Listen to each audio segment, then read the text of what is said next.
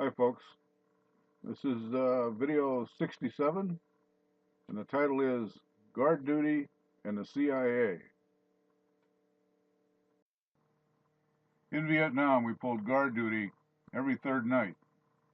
For me, it was 2 nights guarding A Company and D Company motor pools. The third night, being I was assigned to Headquarters Company, I got to be duty driver for the officer or NCO in charge at night. One night on duty driver, my staff sergeant at work was the NCOIC. He came to Nam after me. Our main function was to check on the guards along our section of the perimeter. We had 13 bunkers and 2 towers. I also went to the mess hall, and they had a canister of about 30-gallon size that was insulated. We hauled coffee in this to the guys too. I strapped the container into the back seat of the Jeep. The first time he rode with me, it had rained. Our perimeter area was stripped of soil, right down to just gray clay. With rain, it was pretty slimy. Of course, I was not using any vehicle lights on the perimeter. When driving out there, I used a particular spot in the silhouette of the buildings behind me as a guide as to where the road entrance was located. I ran through a low spot and had to use four-wheel drive to churn through it. I figured I was close to the road, judging by my focal point. The sergeant had me stop. He got out to check our position. Where we had stopped was a straight line shot through the wire to the jungle about 150 yards away. My sergeant got out with a flashlight. That was bad enough, but he had a bright red traffic cone on it. What part of asking to get shot didn't he understand? He was definitely not the sharpest knife in the drawer. When he got back in the Jeep, he told me I was too far to the left. I didn't think so, but he was the sergeant. I put it in reverse and churned back through the muck hole and moved over and started moving forward. I didn't get very far. I think it was the flash of lightning that saved us. All at once, there was a mountain of black 55-gallon tar drums in front of me. It was normally about 100 feet high. Why all the tar? We had rock crushers and an asphalt plant. We not only cleared the jungle and built roads, we paved them too. Having stopped just a few inches from the barrels, I didn't wait for the sergeant to get out with that light. I just put it in reverse, keyed on my focal point, and got the heck out of there.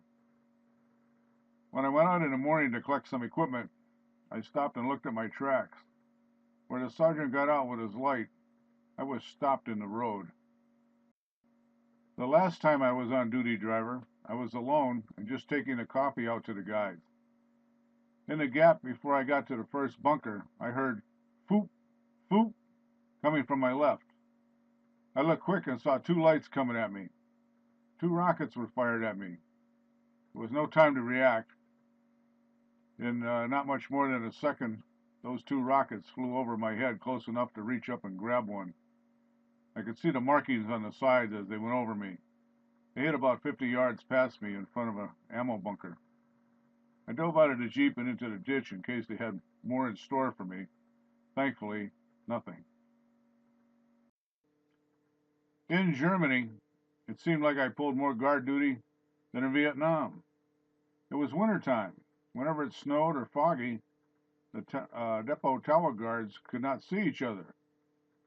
The NCOIC would walk down the hall banging on the walls to get us up. We had to go out and take positions between the towers with just a chain link fence to lean on. It was winter and always just 20 degrees. It sucked. One night about 1 a.m. there was a knock at my door. It wasn't the usually running down the hall banging on the walls. I got up and answered the door. There were 2 men in raincoats. They asked who I was and if I was in charge of the motor pool. I told them I was. They showed me their ID. They were from the CIA, the spy guys. They told me they needed me to move something for them. Okay, I got dressed and joined them out front. We drove to the motor pool. I asked what we were going to move. They told me it was a 40-foot trailer with a pintle ring hookup. Okay, did they have any idea how much it weighed? They didn't. So I played it safe and we took a 5-ton tractor. It was raining. We drove through town on those narrow cobblestone streets. The tires had a hard ridge in the middle. Sometimes it was like skating. One of the guys drove their vehicle, and I followed, accompanied by the second fella. I always thought that the tires we had were weird, kind of like someone's brother-in-law job justification project. Both summer and winter tires had the center ridge, horizontal notches on each side of this hard ridge. Summer tires had notches side by side, winter tires had notches offset by half the notch one side to the other.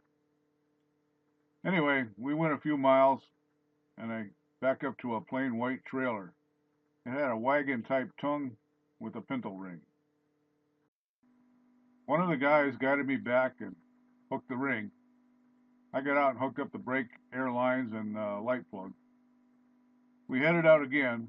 We ran out of cobblestones and were now on a side road.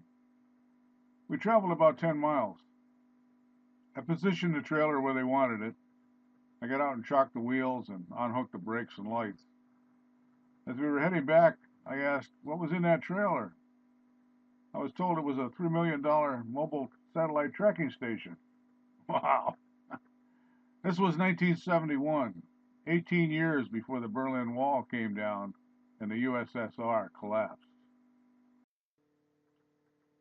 We had been on the moon just a couple years, and there weren't that many satellites either. It didn't occur to me to ask whose satellites we were tracking. We returned the same way we traveled out and parted ways. Every month we had mandatory training on being able to spot the latest information passing techniques being used, how to spot KGB vehicles, and riot training. A lot has changed since then. Well, that concludes my little story about my insights on guard duty and a little interaction with the CIA. All the best, folks.